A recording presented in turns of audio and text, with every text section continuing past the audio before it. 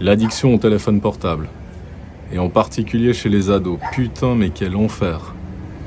Je parle de ça parce que c'est une situation à laquelle on a été exposé depuis le début du voyage, et c'est quelque chose qui n'est pas facile à surmonter en tant que parent. Quand on est parent et qu'on fait attention comme nous à ne pas avoir exposé les enfants aux écrans trop jeunes, ça fait quand même mal de voir qu'aujourd'hui, des enfants adolescents sont complètement accros à leur téléphone portable. Et c'est en grande partie souvent également de la faute des parents. Je vais t'expliquer un peu notre histoire, comment ça s'est passé dans notre cas et pourquoi on en arrive là maintenant. Depuis leur plus jeune âge, nos enfants, on a pris le soin de ne pas les exposer aux écrans trop régulièrement. Donc ils pouvaient regarder la télé 1 heure le week-end, 1 heure le samedi, 1 heure le dimanche. En général, c'était les dessins animés. Et c'est tout. Ensuite, quand ils sont arrivés au cycle d'orientation, on a décidé de leur donner un téléphone portable parce que ça pourrait être un motif d'exclusion par rapport aux autres enfants. Et on s'est dit, même si moi j'étais contre, que c'était mieux qu'ils aient un téléphone portable. La réalité, c'est que des ados aujourd'hui, personne n'a besoin d'un téléphone portable.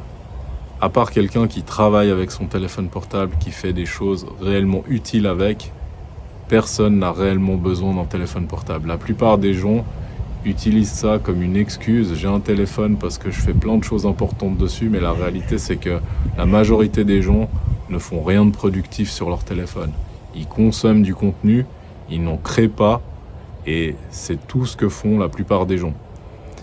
Et c'est un peu un signal d'alarme que je lance là, malgré que tu sois en train de regarder cette vidéo sur YouTube, certainement sur ton téléphone portable. Franchement, c'est une addiction qui est peut-être pour moi la pire. Alors, j'ai pas eu des addictions terribles comme des drogues hyper addictives ou autres, mais le téléphone portable, c'est une putain de drogue dure.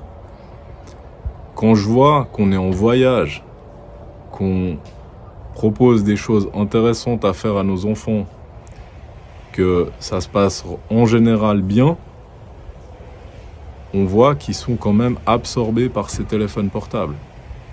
Quand on a commencé le voyage, on a un moment dû mettre un frein et dire, voilà, on n'est pas un tour opérateur, on va vous confier des responsabilités parce que vous n'êtes pas là pour nous suivre comme des moutons et vous êtes sur votre téléphone à l'arrière de la voiture. Quand on fait des activités, vous êtes avec nous. Tout le monde est un petit peu sur son téléphone un petit peu tout le temps, ça joue pas. On n'était pas d'accord avec ça, il y avait une mauvaise dynamique. Et on a essayé de mettre des choses en place, on a essayé de les intéresser, on a essayé de dire, maintenant, il faut que vous commenciez à rechercher les activités qu'on va faire, les points d'intérêt, les lieux où on va se rendre, de les mettre un peu dans la systématique du voyage. Et en fait, ça marche pas du tout. Ça marche pas parce que les ados aujourd'hui, ils ont un téléphone portable, mais ils n'ont pas eu toutes ces étapes avant qu'on a connues nous. Ils savent même pas faire une recherche internet correctement, une recherche sur Google pour trouver des points d'intérêt. Ils connaissent pas toutes les petites combines qu'il faut apprendre par soi-même. Et surtout, le pire de ça, ils s'y intéressent pas. Ce qu'ils aiment faire sur les téléphones, c'est lire des mangas par exemple, consommer du contenu, ça peut être également des mangas ou des histoires, n'importe quoi. Regarder les réseaux sociaux, heureusement les nôtres, ils y sont pas trop addicts, mais ça commence aussi à déraper un peu de ce que je vois. Mais surtout, ils passent énormément de temps à switcher d'une activité à l'autre sur le téléphone, comme font la plupart des adultes. C'est un coup je regarde Instagram, quand il n'y a plus rien à regarder, je regarde TikTok. Quand il n'y a encore plus rien, allez, je vais sur Facebook, même si ça fait 6 mois que j'y vais plus. Et puis après, je vais aller regarder une vidéo YouTube où j'ai l'impression de m'instruire. Et au final, j'ai rien fait, je fais rien de bon dans ma journée. Et surtout, je produis rien. Je cherche pas à produire quelque chose. Comme là, je suis en train de faire une vidéo. Peut-être ça n'a aucun impact sur la vie de personne. Mais au moins, j'essaye de créer quelque chose et j'essaye de partager une expérience. Et c'est ça qu'on a essayé d'enseigner à nos enfants et jusqu'à maintenant ça a été un échec.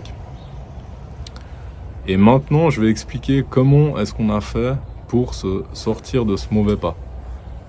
Donc la première chose à faire, c'est déjà de prendre conscience qu'il y a un problème. Et le problème, dans notre cas, c'est que on ne peut pas prêcher quelque chose dont on n'est pas convaincu et on n'est pas l'exemple soi-même. Si par exemple je dis à mes gamins, il ne faut pas être sur le téléphone tant de temps, et puis que moi ou ma femme on fait la même chose devant eux, c'est clair que ça ne peut pas fonctionner. Donc ce qu'on a simplement cherché à faire au début, c'était de réduire le temps d'écran, de dire voilà, vous pouvez être sur votre téléphone 2 heures par jour, à vous de vous gérer. En plus, il y a l'application sur le téléphone qui permet de regarder le temps d'écran que vous avez passé. Mais en réalité, les ados, ils sont pas prêts à faire ça. Ils sont pas assez matures pour pouvoir gérer cette partie-là de leur vie. Ça marche pas. La chose qui est un peu positive quand ils sont à l'école, c'est que comme ils ont les heures de cours et ils n'ont pas forcément accès à leur téléphone, c'est déjà toutes ces heures-là où ils ne sont pas exposés à cette passivité ou cette oisiveté sur le téléphone. Mais quand il n'y a plus l'école, quand il n'y a plus le cadre de l'école, c'est à nous en tant que parents de redresser la barre et de prendre la situation en main. Et là, c'était extrêmement compliqué ces derniers temps. Parce que j'étais le seul à essayer de mettre en place des choses, à dire voilà, vous allez passer 2 heures de temps et après c'est basta, ça suffit, vous avez passé assez de temps sur les téléphones et vous passez à d'autres activités. Le problème, c'est que quand le cerveau est habitué à glander sur le téléphone, à ne rien faire, à être en mode complètement passif, c'est très très dur de se remettre à l'action, de se remettre en mouvement par exemple. Et c'est un truc que je comprends pas parce que ils regardent énormément de mangas, de choses qui sont quand même avec des histoires pleines de sens et qui ont toujours une sorte de morale.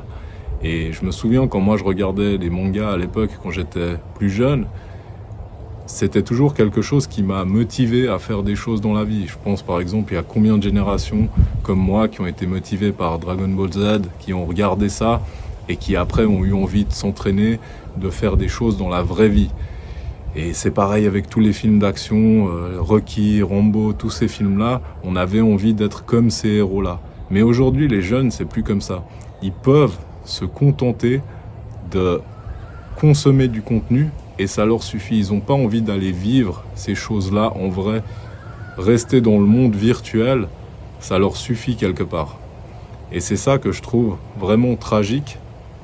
Et pour cette raison-là, on a dû prendre des mesures draconiennes qui n'étaient vraiment pas prévues.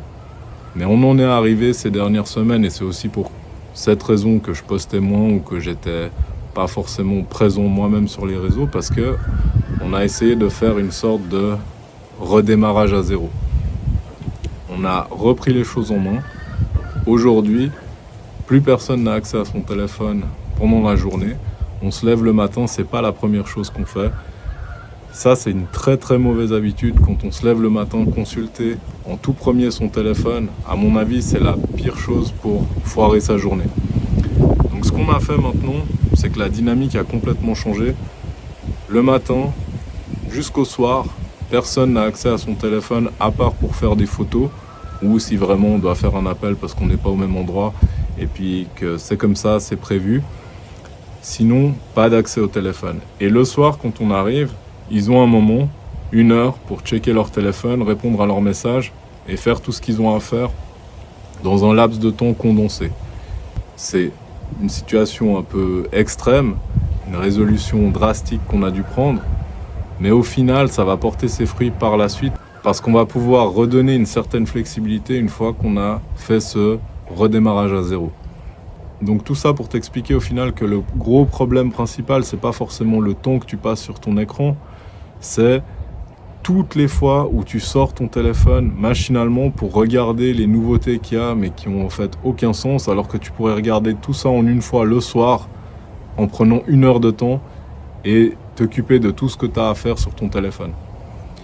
Et c'est ça que moi j'ai voulu tuer un peu comme habitude, c'est l'habitude de sortir son téléphone de sa poche à chaque temps mort, et ça plombe complètement la dynamique, en particulier dans le voyage, parce que tout le monde est un peu éparpillé dans ses choses personnelles, dans son téléphone, partagent avec personne ce qui se passe et ça casse complètement la dynamique.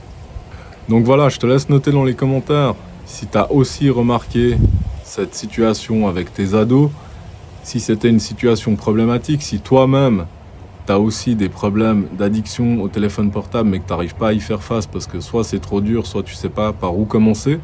Je te donnerai des nouvelles sur la situation, comment elle a évolué chez nous et on se voit dans la prochaine vidéo.